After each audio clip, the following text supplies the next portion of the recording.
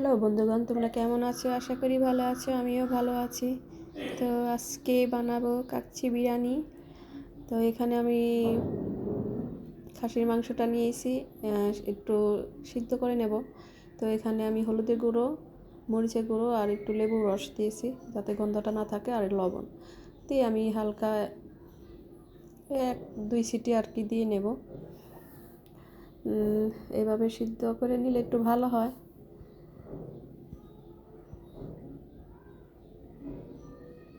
তো সেটা দিয়ে নিই। এক একজনে এক একভাবেই রান্না করে, আমি আজকে একটু অন্যভাবে রান্না করতেছি, আবার আরেকদিন অন্যভাবে রান্না করব, কিন্তু সিস্টেমটা সব একই, সেই দমে দিয়েই রান্না করতে হয়। তো এখানে আমি তেল দিয়েছি বেশি করে, এখন পেঁয়াজটা ভেজে নেব, বেরেস্তা বানাই নিব আর কি। তো আমি এখানে একটু আলুও একসাথে ভেজে নিই ভাবলাম, আবার আলাদা করে ভাজবো কি। তো আলুটা বেশি করে তেলে আলাদা ভেজে নিলে ভালো হয়, তো পেঁয়াজের সাথে না দেওয়াই ভালো। আমি আর কি কাজ করতে গেছি, আর এদিকে ভাতটা আর কি রান্না করে নেব বাসমতি চালের। তো এখানে দিয়ে দিলাম স্টার আর লং, এলাচ, তেজপাতা, গোলমরিচ আর লবণ দিয়ে দিলাম এখানে। আর এদিকে পেঁয়াজ ভেজে নিয়েছি, উঠিয়ে নিয়েছি, এখানে একটু পেঁয়াজ দিয়ে দিয়েছি, এখানে তেজপাতা আর গরম মশলা কাট লং দিয়ে দিয়েছি আর কি, এলাচ। তো এই মাংসগুলো আমি সিদ্ধ করে নিয়েছিলাম, এখন এটা ভালোভাবে এখানে কষাবো সব মশলা দিয়ে। তো এখানে আমি সব মশলা এখন দেব, আদা রসুন, তারপরে দেব এখানে বাদাম বাটা, কাজু বাদাম আর কাঠবাদাম যেটা, আর দিয়ে দেবো শুকনো মরিচের গুঁড়ো, আমি একটু হলুদের গুঁড়ো দিয়েছি, ধনিয়ার গুঁড়ো।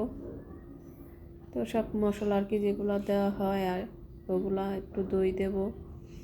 তো আস্তে আস্তে সবই দেখো কীভাবে দিতে থাকি।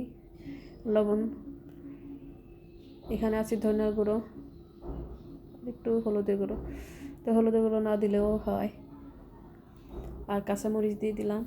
তো এখন এটা ভালোভাবে কষিয়ে নেব, আর দেব ওই যে কাচ্চি মশলা। তো এই মশলাটা দিলে আর অন্য মশলা একটু কম দিলেও হবে।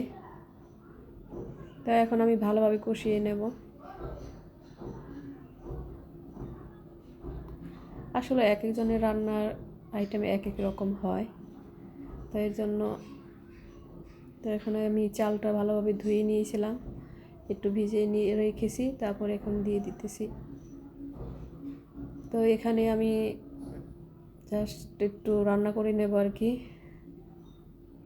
80% মতন রান্না করে নেব।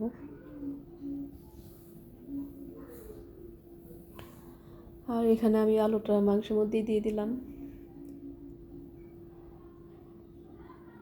আর এই যে দই, এখানে আছে একটু টক মিষ্টি আর একটা শুধু টক, তো দুটো মিশিয়েই আমি দিয়ে দিলাম। আর এটা আমার মনে হয় একবারে ম্যারিনেট করেই রান্না কষালেই ভালো হবে। তো আজকে আমি একটু ভিন্নভাবে দিয়ে দেখলাম। তো সবসময় তো এক একভাবেই চেষ্টা করে এক এক রকমভাবে করতে হয়। আর এখানে যে পেঁয়াজটা ভেজে রেখেছি ওটা দিয়ে দিলাম, আর একটু কাঁচামরিচ। তো এখন মাংসটা আমি একদম ভালোভাবে কষিয়ে নেব, মাংসটা একটু সিদ্ধ হয়ে যাবে।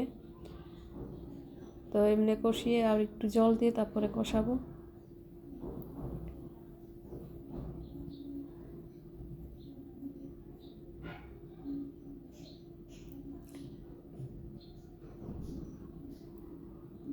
তো আমি জল দিয়েছিলাম, এখন মোটামুটি কষানো শেষ হয়ে গেছে প্রায়। দেখেছো কালারটা কিন্তু অনেক সুন্দর হয়েছে, এইভাবেই খেলেই মনে হয় ভালো লাগবে। এত সুন্দর কালার এসেছে না, অনেক সুন্দর কালারটা এসেছে।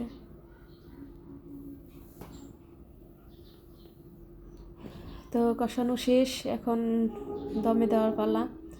তো আমি আগে পাতিলটা গরম করে নিয়েছি, তো এখানে আমি আগে সব মাংস এগুলো দিয়ে দিব, আলু আর মাংস।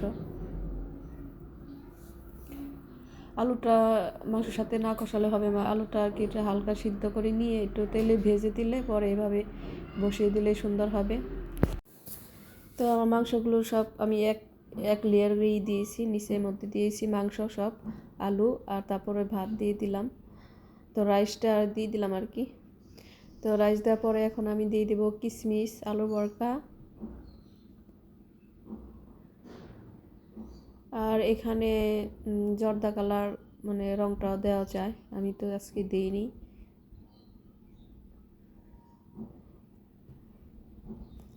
আমি যেহেতু এখানে মাংসের সাথে একটু হলুদ দিয়েছি, তো কালারটা আমার না দিলেও হবে। তো এখন আলু ভর্তা সব দিয়ে মিশিয়ে এখন দিয়েছি, আবার পরে আর করা ভাত দিয়ে দিব আর কি, রাইসটা। আর ওই যে পেঁয়াজ বেরেস্তা আছে ওইটা। তো এখানে গুঁড়ার দুধও গুলিয়ে দিতে পারো, ওটা দিলেও ভালো লাগবে। আমি আর কি শর্টকাট রান্না করলাম। তো এখন দিয়ে দিব এখানে কেওড়া জল, আর এখানে গোলাপ জলও দিলে ভালো হয়। আমি সব বলে দিলাম কি কি দেওয়া যায়। আমার আজকে হাতের কাছে যা ছিল আমি ওটা দিয়েই বানাইছি, তো আর বাড়তি কিছু করিনি আর কি। আর এখানে কাঁচামরিচটা যার যার পছন্দ আর কি ওইভাবে দিতে পারো, আমি দিয়েছি যাতে একটু ভাতের সাথে খেতে পারি এর জন্য। এটা না দিলেও চলে, এটা সবাই দেয়ও না। তো এই যে দেওয়া শেষ, এখন আমি সব একদম আটা দিয়ে চার সাইডটা আমি এই যে সাইডে আটা দিয়ে তারপর একদম চাপা দিয়ে বসিয়ে রেখেছিলাম, দমে দিয়েছি। তো নিচে তাওয়া দিয়ে তার উপরে বসিয়ে দিয়েছি, দেখো কত সুন্দর হয়েছে। দেখেছো অনেক কিছুই দেয়নি কিন্তু তারপর অনেক সুন্দর হয়েছে। তো তোমরা এইভাবে বানিয়ে খেতে পারো, খুবই ভালো হয়, খুবই মজা হয়েছিল। আর এত টাকা দিয়ে কিনে খেতে হবে না। আর ভিডিওটা যদি ভালো লাগে যে রান্নাটা কেমন হলো, অবশ্যই কমেন্টস আর একটা লাইক করবে, কমেন্টস করে জানাবে কেমন হলো। আর আমার চ্যানেলটা একটা সাবস্ক্রাইব করে দিবে। এই যে দেখা যায় কত সুন্দর হয়েছে, খেতে কিন্তু খুবই ভালো হয়েছিল, খুবই মজা হয়েছিল। তো তোমরা এইভাবে বানিয়ে খেতে পারো।